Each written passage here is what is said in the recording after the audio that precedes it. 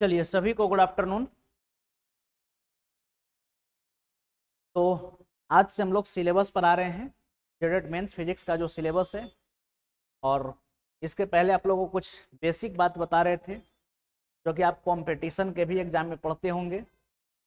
तो आप लोगों को लग रहा था, कुछ लोग ग्रुप में कमेंट कर रहे थे कि फिजिक्स का तो क्लास चल ही नहीं रहा है, मैथ का तो क्लास चल ही नहीं रहा है, ये सब तो बेसिक पढ़ाया जा रहा है। तो देखिए, सबसे पहले किसी भी चीज़ का अगर हम शुरुआत करते हैं तो उसको बेसिक से ही शुरुआत करना चाहिए।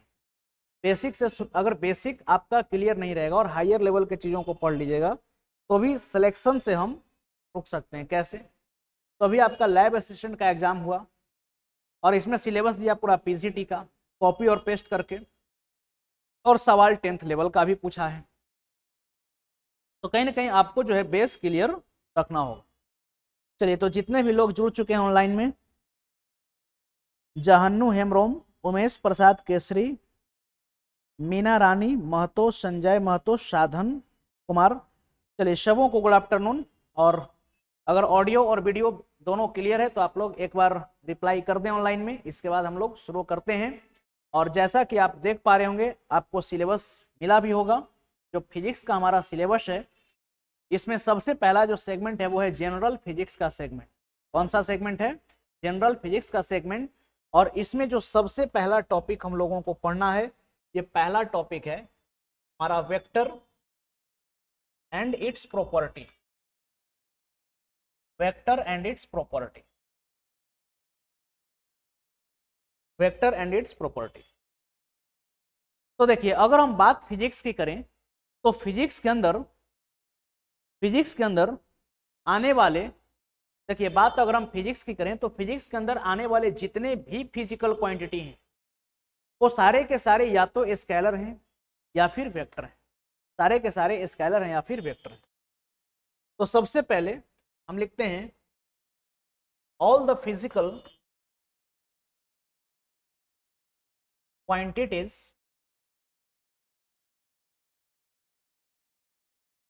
all the physical quantities are either scalar और वेक्टर। यानी कि फिजिक्स के अंदर आने वाले जितने भी फिजिकल क्वांटिटी आप जानते हैं, ये सभी के सभी क्या हैं? या तो स्केलर हैं या फिर वेक्टर हैं। ठीक है। एक और क्वांटिटी होता है टेंसर, जो कि टेंसर हम लोगों को नहीं पढ़ना, हम लोग को सिर्फ पढ़ना है स्केलर और वेक्टर। और इसमें भी जो है, तो इस प्रकार से देखिए, अगर हम फिजिकल क्वांटिटी की बात करें तो ये दो प्रकार का हो गया। कौन कौन सा?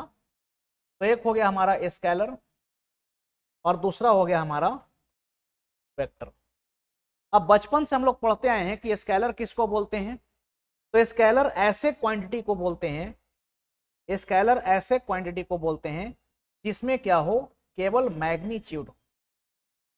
स्केलर ऐसे क्वांटिटी को बोलेंगे जिसमें केवल क्या हो? मैग्नीट्यूड। अब केवल मैग्नीट्यूड कहने का क्या मतलब है? अब जैसे सपोज कीजिए कि आपसे कोई पूछेगा कि आपका मास कितना है, तो क्या आप ऐसा बोलते हैं 60 kg नीचे की ओर? ऐसा बोलते हैं? कोई आपसे पूछेगा कि समय कितना हुआ है, तो क्या बोलते हैं 2 घंटा दक्षिण की ओर। कोई अगर आपसे पूछेगा कि आपका हाइट कितना है, तो क्या आप ऐसा बोलते हैं कि मेरा हाइट जो है 6 फीट ऊपर की ओर है, ऐसा बोलते हैं। मतलब यह है कि फिजिक्स के अंदर कुछ भौतिक राशियां ऐसी हैं जिनको बताने के लिए हमें डायरेक्शन बताने की आवश्यकता नहीं हो, तो उसको हम लोग बोलते हैं स्केलर। और वेक्टर किसको बोलेंगे? तो वेक्टर बोलेंगे कि ऐसा फिजिकल क्वांटिटी जिसमें मैग्नीट्यूड भी हो और साथ ही साथ क्या हो, डायरेक्शन। अब जैसे आपसे कोई पूछे कि फोर्स, तो बोले कि हम 5 न्यूटन का फोर्स लगाए। तो कोई पूछे कि 5 न्यूटन का फोर्स किधर लगाए, तो कुछ तो डायरेक्शन आप बताएंगे ना कि 5 न्यूटन का फोर्स नीचे लगाए कि ऊपर लगाए। तो फोर्स जो आप लगा रहे हैं, तो फोर्स में एक पार्टिकुलर डायरेक्शन है, तो फोर्स हमारा हो गया वेक्टर। अब इतना बात हम लोग बचपन से सीखते हैं क्लास 10th लेवल तक। लेकिन यहां पर जब टॉपिक का नाम ही है वेक्टर एंड इट्स प्रॉपर्टी, मतलब कि यहां पर वेक्टर का कुछ मीनिंग अलग रहने वाला। तो चलिए अब हम लोग आते हैं कि अब वेक्टर हम किसको बोलेंगे, इतना लिख लिए। चलिए साथ में लिखते भी चलेंगे, और जहां पर कोई समस्या होगी आप वहां पर कमेंट करके सवाल बिल्कुल पूछ सकते हैं।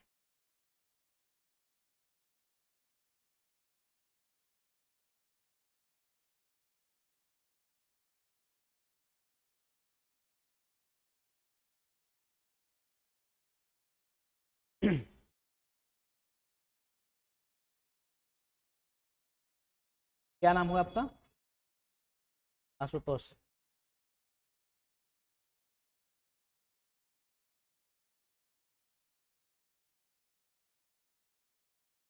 चलिए तो अब यहां पर अगर वेक्टर को हमें डिफाइन करना हो कि वेक्टर को हम कैसे डिफाइन करेंगे,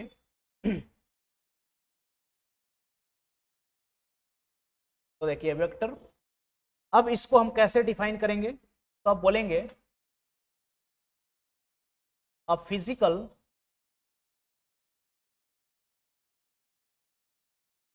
quantity that has both a physical quantity that has both magnitude and direction. A physical quantity that has both magnitude and direction, and and always always vector triangle law of addition, and always vector triangle law of addition is called vector, and always vector triangle law of addition is called vector. देखिए अब अगर हम बोलना हो कि vector क्या है, तो हम बोलेंगे कि एक ऐसा फिजिकल क्वांटिटी जिसमें मैग्नीट्यूड और डायरेक्शन तो हो, साथ ही साथ ये त्रिभुज का जो योग का नियम है उसका भी पालन करना चाहिए। अब देखिए वेक्टर्स लॉ ऑफ एडिशन का मतलब क्या है, तो जनरली अगर आपसे बोला जाए कि 2 + 3 क्या होगा, 2 + 3 क्या होगा, तो आप बोलेंगे 5। लेकिन 2 + 3 जोड़ने पर 5 रिजल्ट आ रहा है, तो ये हम अलजेब्रा की तरह इसको जोड़ रहे हैं। लेकिन अगर वेक्टर का यहां पर रूल लगाइएगा, तो 2 + 3 1 भी हो सकता है, 2 + 3 5 भी हो सकता है, और 2 + 3 0 भी हो सकता है। कुछ भी यहां पर वैल्यू पॉसिबल है, यानी कि वेक्टर को जोड़ने का एक अपना अलग ही कायदा कानून है। वेक्टर को जोड़ने का एक अपना अलग ही कायदा कानून है। तो यहां पर एक ट्रायंगल का फॉर्मेशन होता है, तो बोलते हैं कि ऐसा फिजिकल क्वांटिटी जिसमें मैग्नीट्यूड और डायरेक्शन तो होना ही चाहिए, साथ ही साथ वेक्टर के ट्रायंगल ऑफ एडिशन को अगर फॉलो कर रहा है, तो इसको हम बोलेंगे कि ये वेक्टर है। कोई दिक्कत? अब अगर आपसे कोई पूछे कि अच्छा वेक्टर होता कैसा है, वेक्टर को हम रिप्रेजेंट कैसे करते हैं, तो आगे लिखेंगे representation of vector,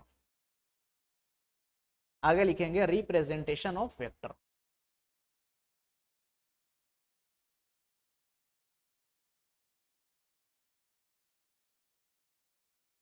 representation of vector. Vector को हम लोग कैसे रिप्रेजेंट करेंगे, तो इसको हम लोग एक एरो से रिप्रेजेंट करते हैं। कैसे रिप्रेजेंट करते हैं? एरो से। तो लिखेंगे a vector is represented by an arrow.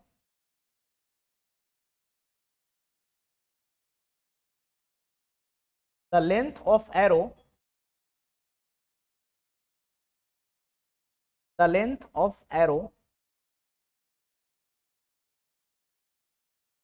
gives its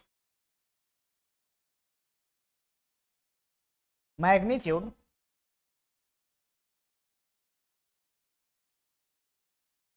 and the direction of arrow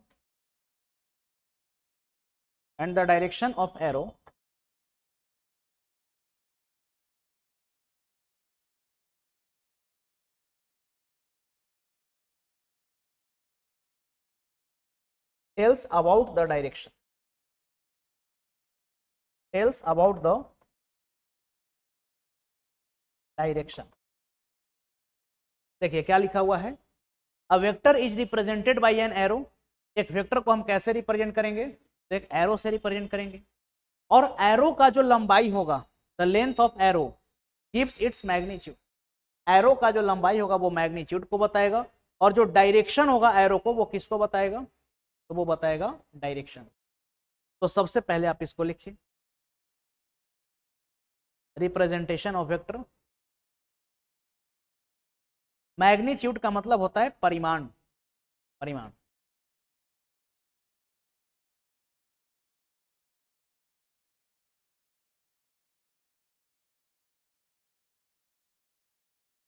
लिख लिए। अब देखिए,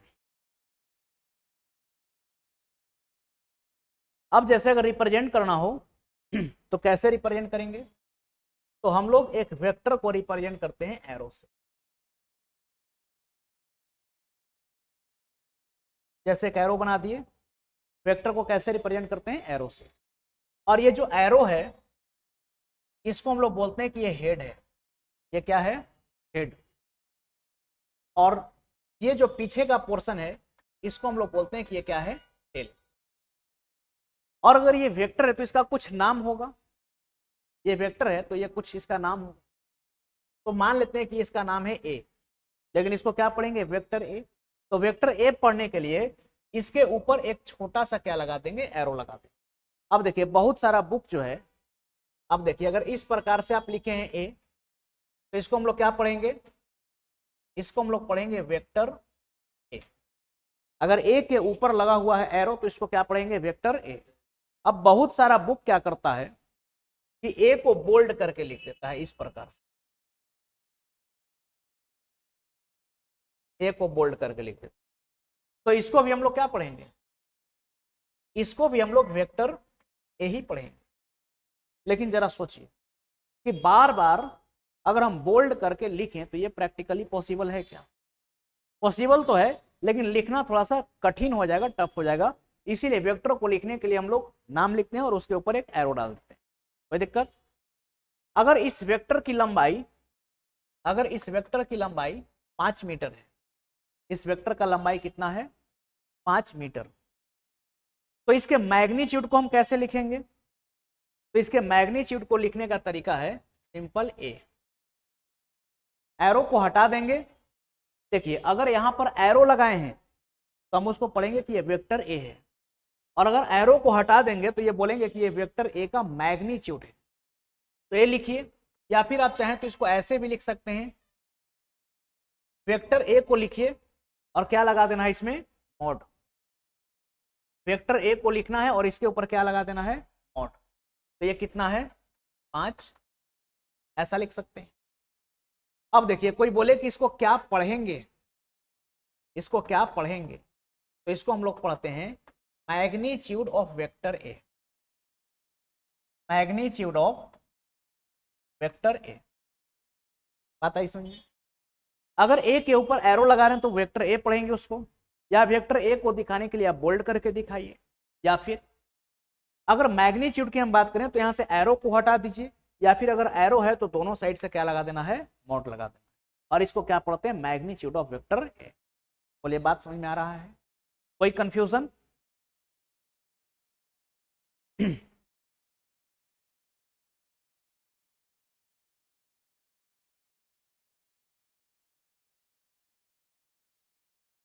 हाँ, कैप से भी आप रिप्रेजेंट कर सकते हैं, लेकिन कैप जो है जनरली यूनिट वेक्टर को रिप्रेजेंट करता है। कैप से भी आप दिखा सकते हैं, लेकिन कैप यूनिट वेक्टर को क्या करता है, रिप्रेजेंट करता है, इसलिए जनरली हम लोग एरो से ही रिप्रेजेंट करते हैं। चलिए, तो उम्मीद करते हैं यहाँ तक समझ में आया होगा। अब एक बात समझिएगा, अब हमारे पास लिखा हुआ है कि एक वेक्टर बी है जो कि वेक्टर ए के डबल है। अब इसका क्या मीनिंग है भाई?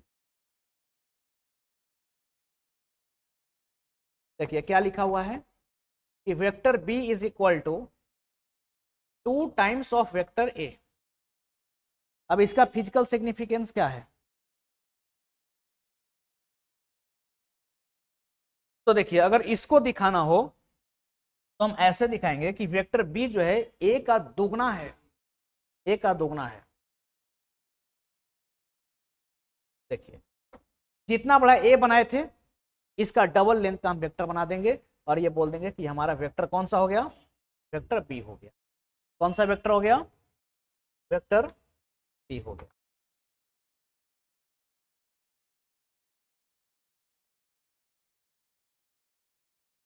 वेक्टर बी हो गया।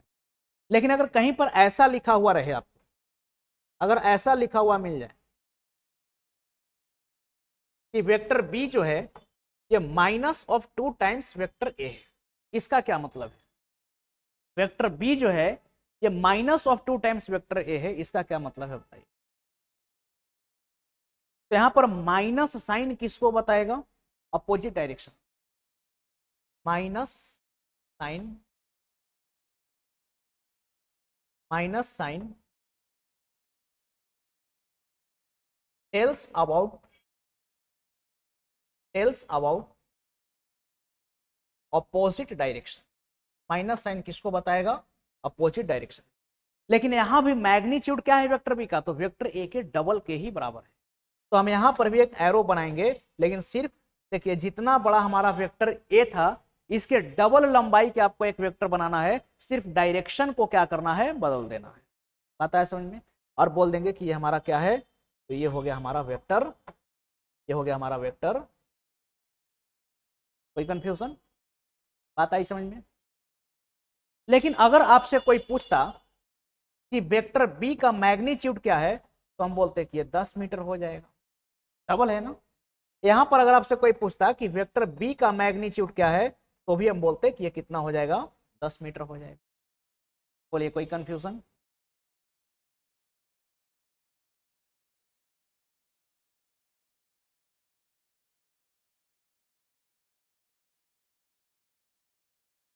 चलिए, तो नोट कीजिए इसको जल्दी से।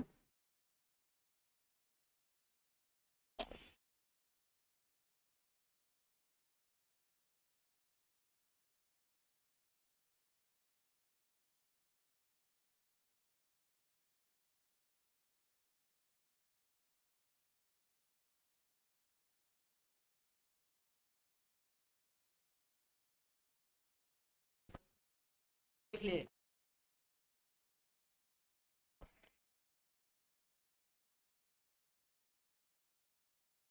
चलिए, तो उम्मीद करते हैं कि इतना बात जो है आपको समझ में आया होगा। अब आगे बढ़ते हैं, इसलिए चलिए अब आगे नोट में एक बात लिखिएगा। नोट में मान लीजिए कि अगर कहीं पर लिखा हुआ है vector B is equal to some constant into vector A. Vector को हम कैसे लिखें? एक वेक्टर बी को लिखे हैं कि हमारा एक कांस्टेंट वैल्यू है और सम कांस्टेंट इनटू, जैसे 2 3 4 अभी लिए थे ना, तो some constant into vector A. तो यहां से दो बात आपको समझना है। पहला, व्हेन के इज पॉजिटिव, अगर के पॉजिटिव हुआ तब क्या होगा?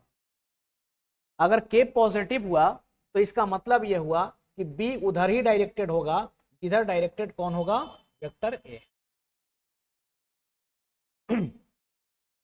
अगर के का वैल्यू पॉजिटिव है मतलब बी और ए का डायरेक्शन क्या होगा? सेम होगा। दूसरा बात आप ये समझेंगे कि अगर के का वैल्यू निगेटिव है, व्हेन के इज निगेटिव, अगर के का वैल्यू निगेटिव हुआ तब क्या होगा? तो देखिए वेक्टर बी और वेक्टर ए दोनों एक दूसरे के अपोजिट डायरेक्शन में डायरेक्टेड होंगे। कोई कंफ्यूजन? के अगर निगेटिव है तो बी और ए दोनों एक दूसरे के अपोजिट डायरेक्शन में डायरेक्टेड होंगे। जैसे एग्जाम्पल की अगर हम बात करें, तो चलिए पहला एग्जाम्पल हम लेते हैं, force is equal to mass into acceleration. तो बताइए फोर्स हमारा क्या है, एक वेक्टर क्वांटिटी, तो इसके ऊपर एरो लगा देंगे। एक्सीलरेशन क्या है, एक वेक्टर क्वांटिटी, इसके ऊपर क्या लगा देंगे, एरो। अब एक बात बताइए, मास जो है ये ऑलवेज कांस्टेंट होता है कि नहीं? मास इज कांस्टेंट भी होता है और ऑलवेज इसका वैल्यू क्या होता है, पॉजिटिव। ये बात हम जानते हैं कि नहीं, बचपन से सीखते हैं कि मास हमेशा क्या होगा, पॉजिटिव, कभी निगेटिव होगा, कभी निगेटिव नहीं होगा। चलिए, तो मास कभी भी निगेटिव नहीं होता है, जब होगा पॉजिटिव होगा। तो इसका मतलब कि जब हम बोलते हैं कि force is equal to mass into acceleration, मतलब कि फोर्स उधर ही डायरेक्टेड होता है जिधर एक्सेलरेशन। कोई कंफ्यूजन? दूसरा एग्जांपल लेते हैं हम लोग। अब जैसे मान लीजिए कि हम बोलते हैं force is equal to Q E, force is equal to Q E, यानी कि फोर्स होता है कि नहीं, Q, charge into electric field. Force is equal to Q into E, charge into electric field. अब पहला कंडीशन, क्यू यहां पर क्या है, charge. When Q is positive, अगर चार्ज कैसा है, पॉजिटिव नेचर का चार्ज है, तो इसका मतलब यह हुआ कि फोर्स उधर ही लगेगा जिधर इलेक्ट्रिक फील्ड डायरेक्टेड है। इलेक्ट्रिक फील्ड के ही डायरेक्शन में फोर्स एक्ट करेगी। लेकिन अगर सपोज कीजिए कि हम बोलते हैं when Q is negative, Q क्या है, नेगेटिव, तो इस कंडीशन में फोर्स और इलेक्ट्रिक फील्ड दोनों क्या होंगे, एक दूसरे के अपोजिट डायरेक्शन में होंगे, दोनों के अपोजिट डायरेक्शन में होंगे, हाँ या ना?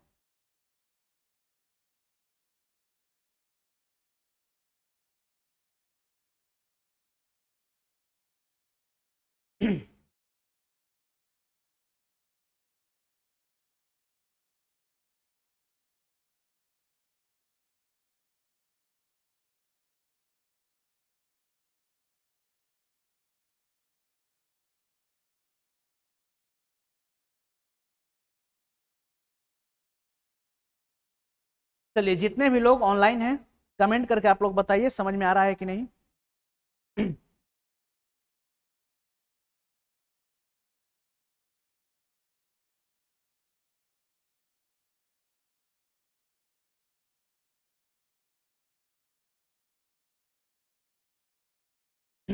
लिख लिए। चलिए आगे बढ़ते हैं, और आगे हम लोग बात करेंगे कि दो वेक्टर को हम कैसे जोड़ते हैं। अभी हम लोग सीखेंगे कि दो वेक्टर को कैसे जोड़ते हैं, और आगे चल करके सीखेंगे कि अगर वेक्टर दो से ज्यादा है तब कैसे जोड़ेंगे। तो हेडिंग लगाएंगे एडिशन ऑफ टू वेक्टर।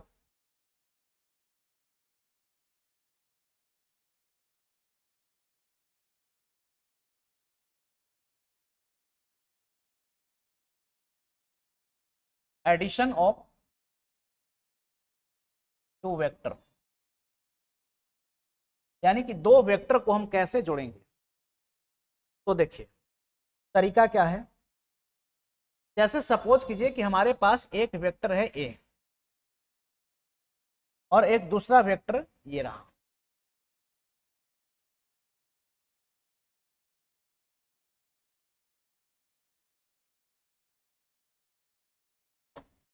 देखिए हमारे पास दो वेक्टर है, एक का नाम है वेक्टर ए और दूसरे का नाम है वेक्टर, और ये दोनों वेक्टर के बीच का एंगल कितना है, ये दोनों वेक्टर के बीच का एंगल है थीटा। तो देखिए दो वेक्टर को जब हम जोड़ते हैं तो उसी को बोलते हैं रिजल्टेंट वेक्टर। दो वेक्टर को जोड़ने के बाद जो रिजल्ट आता है हमारे पास, उसी को हम लोग क्या बोलते हैं, रिजल्टेंट वेक्टर। तो देखिए दो वेक्टर को आपस में जोड़ने का तरीका क्या है, अभी तो आप समझे। ये एरो को बोलते हैं हेड और ये पीछे वाला जो पोर्शन है इसको बोलते हैं टेल। तो दो वेक्टर को जोड़ने का जो तरीका है हमारे पास वो ये है कि एक वेक्टर के हेड में हम दूसरे वेक्टर के टेल को जोड़ेंगे। अब एक रूल है, आगे अब आपको लिखवाएंगे कि अगर हम वेक्टर को पैरेलली शिफ्ट करेंगे तो वेक्टर हमारा बदलेगा नहीं। अगर वेक्टर को हम पैरेलल में शिफ्ट करते हैं तो वेक्टर हमारा बदलता नहीं है।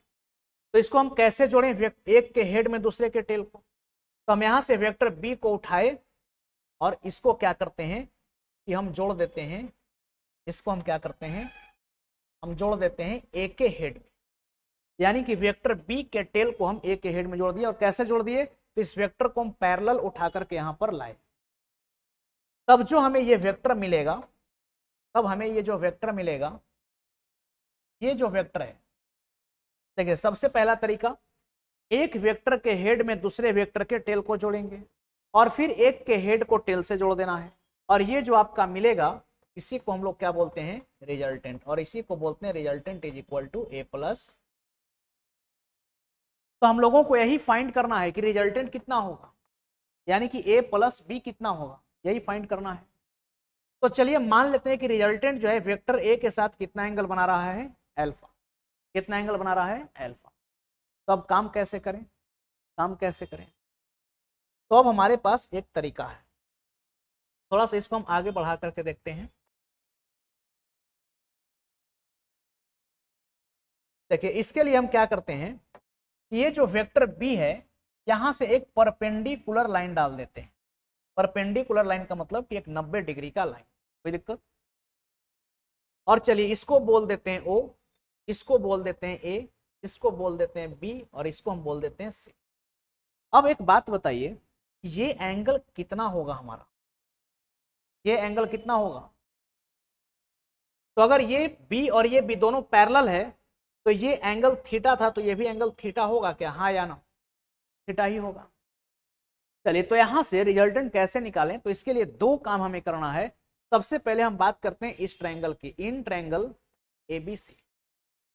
तो अगर ट्रायंगल एबीसी की हम बात करें तो आप लोग बचपन से पढ़ते आए हैं कि कॉस थीटा क्या होता है, तो कॉस थीटा होता है बेस बाई हाइपोटेनस, और साइन थीटा क्या होता है, तो साइन थीटा होता है परपेंडिकुलर बाई हाइपोटेनस, हाँ या ना। Cos theta base by hypotenuse और साइन थीटा क्या होगा, परपेंडिकुलर बाई हाइपोटेनस। तो कॉस थीटा अगर यहां पर लिखना हो तो कॉस थीटा के रेस्पेक्ट में बेस क्या बनेगा, AC। तो हम बोलेंगे AC बाई हाइपोटेनस क्या होगा, AB। तो देखिए ऐसा लिख सकते हैं क्या, cos theta is equal to AC by, अब AB का वैल्यू कितना है, तो B के बराबर, तो इसके जगह पर लिख देते हैं B। यहां से हमारे पास एक रिजल्ट आ गया, AC is equal to B cos theta, हाँ या ना। B कॉस थीटा मैग्नीट्यूड ले रहे हैं। देखिए बताने को तो हम सीधा आपको एक फॉर्मूला भी लिख सकते हैं, सीधा लिख देते हैं फॉर्मूला रिजल्टेंट का under root A square plus B square plus 2ab cos theta. लेकिन शायद आगे चल करके जहां पर काम करने की बारी आएगी तो वहां पर आपको समस्या आ सकती है, इसीलिए ये चीज आपको थोड़ा सा आपको ड्राइव करके हम बता दे रहे हैं। और बाद में आगे चल करके हम लोग बेसिक मैथमेटिक्स को भी सीखेंगे, ताकि आने वाले चैप्टर में आपको कोई समस्या ना रहे। अब इसी प्रकार से सोचिए कि अगर साइन थीटा लिखना होता तब हम क्या लिखते, तो ये तो होता है परपेंडिकुलर बाई हाइपोटेनस, तो लिखते हैं BC बाई AB।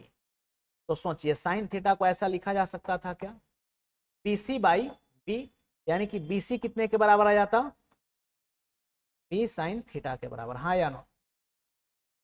और अगर ऐसा हम लिख सकते हैं तो अब आ जाइए इस ट्रायंगल में, अब कहां पर आना है, इस triangle, in triangle OBC, in triangle OBC। ये OBC कैसा ट्रायंगल है, राइट एंगल ट्रायंगल है, और राइट एंगल ट्रायंगल में हम लोग क्या लगाते हैं, पाइथागोरस का नियम लगाते हैं। तो एक बात बताइए कि ये अगर राइट एंगल ट्रायंगल में अगर C हमारा 90 डिग्री है तो इसके सामने वाला जो साइड OB है ये क्या हो जाएगा, हाइपोटेनस होगा। और अगर हाइपोटेनस होगा तो इसी को तो हमको निकालना है, हाइपोटेनस को निकाल देंगे, यही तो हमारा रिजल्टेंट है। तो कैसे निकालें, तो क्या ऐसा लिखा जा सकता है, OB का square is equal to OC का स्क्वायर प्लस BC का स्क्वायर। तो देखिए इसको ऐसा लिखते हैं, OB square is equal to, अब OC को क्या लिख सकते हैं, तो OC को लिख सकते हैं OA प्लस AC। OC को लिख देंगे OA प्लस AC का होल स्क्वायर, और प्लस में लिखेंगे BC का, कोई दिक्कत। तो यहां से OB के स्क्वायर को हम लिखेंगे, अब देखिए OA कितने के बराबर है, A के बराबर, और AC आपका कितना आया था, B cos थीटा, तो लिखेंगे B cos थीटा का स्क्वायर, और BC कितने के बराबर है, B sin थीटा के बराबर, तो इसको हम लिखेंगे B sin थीटा का। तो यहां से OB जो है इसी को हम बोलते हैं रिजल्टेंट, तो चलिए ओबी के जगह पर लिख देते हैं रिजल्टेंट, और इसका स्क्वायर है तो आर स्क्वायर। अब ये ए प्लस बी के होल स्क्वायर पर तोड़ेंगे तो ये क्या हो जाएगा, A square plus B square cos square theta plus 2ab cos theta, आया ना। ए प्लस बी के होल स्क्वायर पर इसको तोड़ दिए, प्लस इसको क्या लिख सकते हैं, बी स्क्वायर साइन स्क्वायर। तो यहां से देखिए रिजल्टेंट का स्क्वायर क्या आ जाएगा, तो अगर यहां से थोड़ा सा आप देखेंगे तो हम लिखते हैं ए स्क्वायर प्लस, अब इसमें से हम कॉमन ले सकते हैं क्या, अगर बी स्क्वायर को हम कॉमन ले लेंगे तो अंदर क्या बचेगा, cos square theta plus sine square theta, और ये जो हमारा टर्म है 2ab कॉस थीटा, इसको ऐसे ही रहने देते हैं। तो बताइए बचपन से हम लोग पढ़ते हैं, क्लास 10th में भी आप पढ़े होंगे, cos square theta plus sine square theta क्या होता है 1। तो हम बोल सकते हैं कि रिजल्टेंट का जो स्क्वायर है ये क्या हो जाएगा, A square plus B square plus 2ab cos. तो रिजल्टेंट कितना होगा, तो resultant is equal to under root A square plus B square plus 2ab cos. तो चलिए सबसे पहले जो है इस रिजल्टेंट के वैल्यू को नोट किया, यानी कि जब भी हमारे पास कोई दो वेक्टर होगा तो हम कैसे करेंगे, तो सीधा लगाएंगे under root A square plus B square plus 2ab cos theta. अब देखिए कभी भी आपको दो वेक्टर दे और बोले कि दो वेक्टर है, दोनों के बीच का एंगल ये है, तो सीधा फॉर्मूला याद रखना है आपको, under root A square plus B square plus 2ab cos theta. चलिए तो सबसे पहले जो है इसको नोट किया जाए।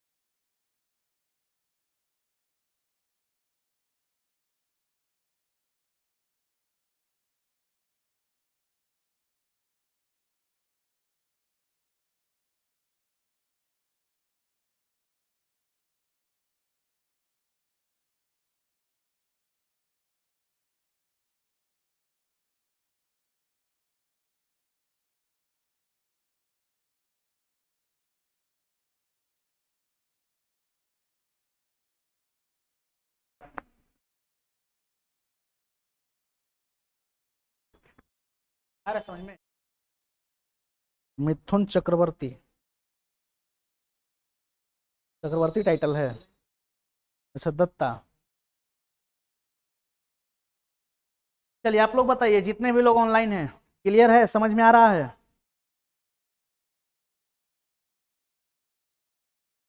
हम्म, किसका वेक्टर छूट गया,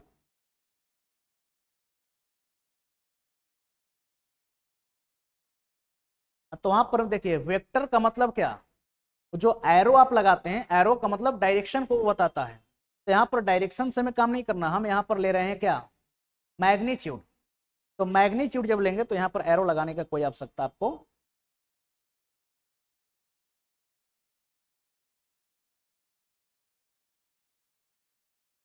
चलिए लिख लिए।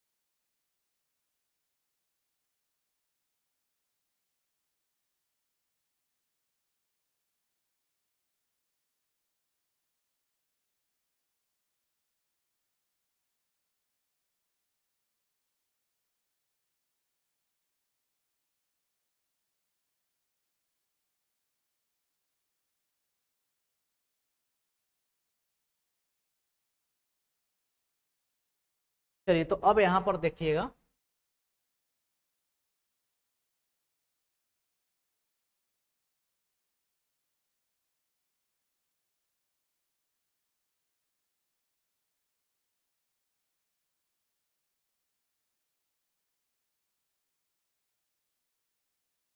चलिए अब हम लोग डायरेक्शन का कैलकुलेशन करते हैं।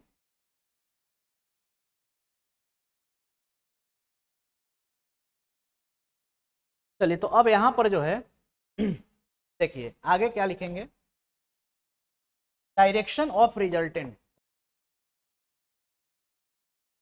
डायरेक्शन ऑफ रिजल्टेंट, यानी कि ये जो हमारा रिजल्टेंट वेक्टर आया है इसका डायरेक्शन क्या हो।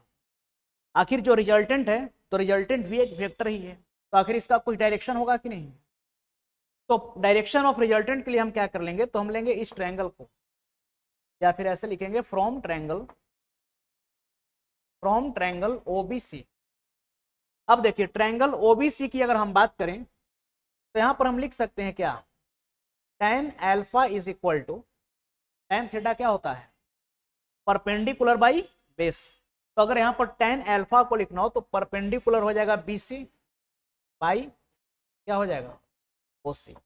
तो BC को आप क्या लिख सकते हैं, तो देखिए BC हमारा क्या आया था, B sine theta by OC को क्या लिख सकते हैं, A प्लस और AC क्या आया था, B कॉस। तो देखिए यहां से tan अल्फा कितने के बराबर आ गया, तो tan अल्फा आ गया B साइन थीटा बटा में A plus B cos theta. यानी कि अगर आपको डायरेक्शन बताना हो तो हम tan अल्फा कैसे निकालेंगे, B sine theta by A plus B cos theta. ध्यान इस बात का रखना है कि ये थीटा किसके साथ का एंगल है, तो हॉरिजॉन्टल के साथ, या फिर यहाँ पर आप समझ सकते हैं कि वेक्टर A के साथ। अगर यहाँ पर आपको थीटा लिखना हो या फिर सॉरी अल्फा लिखना हो तो आप इसको ऐसे लिख सकते हैं, tan inverse B sine theta upon A plus B cos theta. Alpha is equal to tan inverse B sine theta upon A plus B cos theta.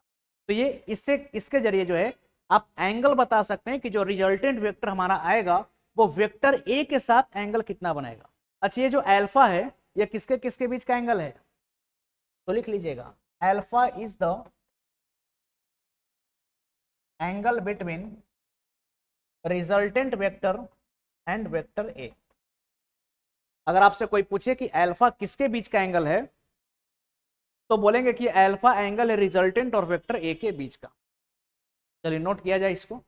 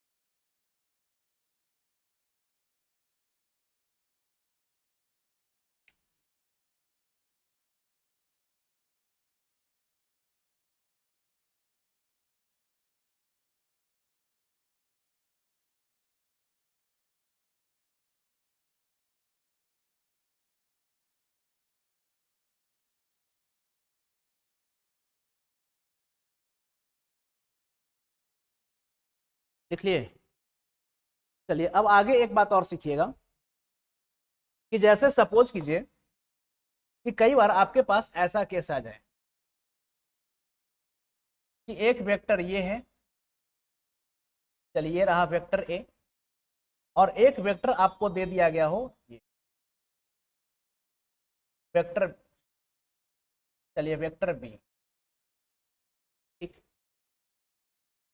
और यहां पर बीच का एंगल क्या हो, थीटा। और आपसे क्या बोला गया है, आपसे बोला गया है कि मैग्नीट्यूड ऑफ वेक्टर A जो है ये बराबर है किसके, मैग्नीट्यूड ऑफ वेक्टर B के। ये आपको कंडीशन दे दिया गया। देखिए दो वेक्टर है हमारे पास, वेक्टर A और वेक्टर B, दोनों के बीच का एंगल कितना है, थीटा, लेकिन दोनों का जो मैग्नीट्यूड है ये बराबर है। देखिए वेक्टर अगर एक बात समझिएगा, यहाँ पर वेक्टर ए और वेक्टर बी दोनों का मैग्नीट्यूड बराबर है, तो क्या हम बोल सकते हैं कि वेक्टर ए और बी दोनों बराबर होगा? नहीं बोल सकते। क्यों नहीं बोल सकते? वेक्टर में डायरेक्शन होता है। देखिए मैग्नीट्यूड तो बराबर है, जैसे मान लीजिए कि अगर ए जो है हमारा 5 मीटर का है, ये भी हमारा 5 मीटर का है, लेकिन दोनों मैग्नीट्यूड में बराबर है, डायरेक्शन में बराबर नहीं हो सकता। कैसे? इसका डायरेक्शन इधर, इसका डायरेक्शन इधर। तो मैग्नीट्यूड में बराबर है लेकिन दोनों वेक्टर हमारा बराबर। चलिए, तो दो वेक्टर है, दोनों के बीच का एंगल जो है थीटा है, लेकिन मैग्नीट्यूड दोनों के बीच का क्या है? बराबर है। तो इसका रिजल्टेंट क्या होगा? तो देखिए, इस स्थिति में काम करने के लिए एक तरीका तो आपके पास ये है कि जो आप सीखे हैं कि जो रिजल्टेंट का मैग्नीट्यूड होता है, जो रिजल्टेंट का मैग्नीट्यूड होता है, देखिए यहाँ पर, ठीक है, जो रिजल्टेंट का मैग्नीट्यूड होता है, ये हम लोग क्या सीखे? तो under root A square plus B square plus 2ab cos theta, ऐसे निकाल सकते हैं। लेकिन एक तरीका ये है कि इसको हम बार बार यूज करने के लिए, अगर कभी ऐसा कंडीशन आ जाए कि मैग्नीट्यूड सेम दे दे, तो हम एक रिजल्ट निकाल लेते हैं और उस रिजल्ट के जरिए हम आसानी से अपने रिजल्ट तक पहुंच सकते हैं। तो क्या करें? क्या इसको ऐसा लिखा जा सकता है कि रिजल्टेंट इज इक्वल टू, चलिए जहां जहां बी है वहां वहां हम ए लिख दें, क्या कोई दिक्कत? क्योंकि मैग्नीट्यूड तो दोनों का बराबर है, तो इसको लिख देते हैं ए स्क्वायर प्लस 2 इंटू ए इंटू कॉस थीटा, ऐसा लिखा जा सकता है क्या? तो रिजल्टेंट का मैग्नीट्यूड कितना आ जाएगा? तो देखिए 2a square plus 2a square cos theta. तो यहां से रिजल्टेंट का जो मैग्नीट्यूड हमारा बनेगा, ये क्या हो जाएगा? यहां से हम क्या कॉमन ले सकते हैं? तो 2a स्क्वायर को अगर हम कॉमन ले लें तो अंदर क्या बच जाएगा? 1 plus cos theta, 1 plus cos theta, ठीक है, या फिर सॉरी 1 प्लस कॉस थीटा।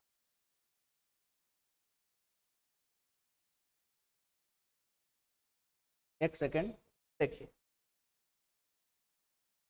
यहां पर दोनों का मैग्नीट्यूड क्या है? सेम है। तो अगर मैग्नीट्यूड सेम है और बीच का एंगल अगर थीटा है, तो रिजल्टेंट अगर निकालना हो तो हम लिख सकते हैं इसके जगह पर A square plus 2a square cos theta.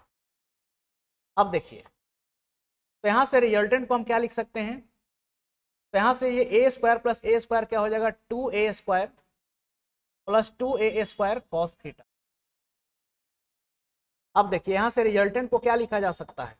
तो अगर यहां से 2a स्क्वायर को हम कॉमन ले लेते हैं, ये क्या बचेगा? 1 plus cos theta, 1 plus cos theta.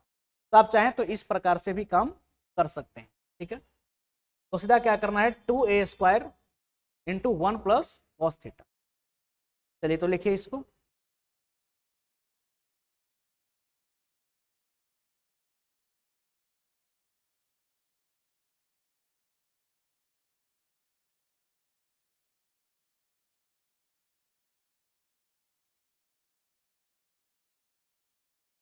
लेकिन देखिए इसको अगर थोड़ा सा और आसान बनाना हो तो एक बात बताइए, 1 प्लस कॉस थीटा क्या होता है? तो ये होता है 2 कॉस स्क्वायर थीटा बाई, एक ट्रिग्नोमेट्री का फॉर्मूला है। तो अगर इसके जगह पर हम लिख दें,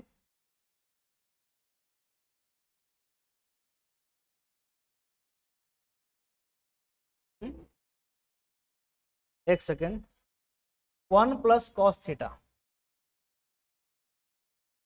देखिए 1 प्लस कॉस थीटा जो है, चलिए इधर लिख देते हैं इसको, 1 प्लस कॉस थीटा क्या हो जाएगा?